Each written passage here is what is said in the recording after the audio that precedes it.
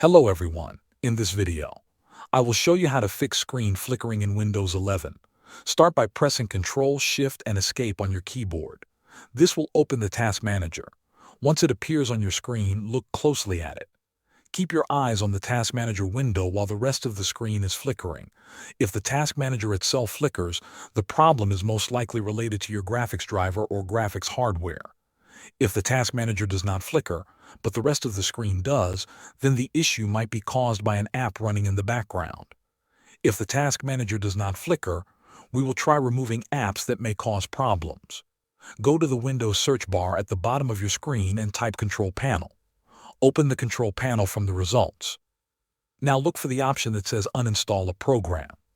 Select it and wait for the list of installed apps to load. Look through the list and try to find any third-party apps, especially ones you installed recently or ones that you do not use anymore.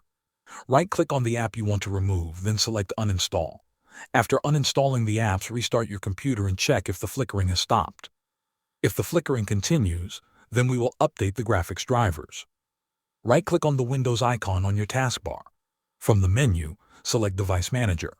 In the Device Manager window, look for Display Adapters and click the small arrow to open it. You will see your graphics device listed here. Right-click on it and select Update Driver. Choose the option that says Search automatically for drivers. Windows will now look for the best driver and install it.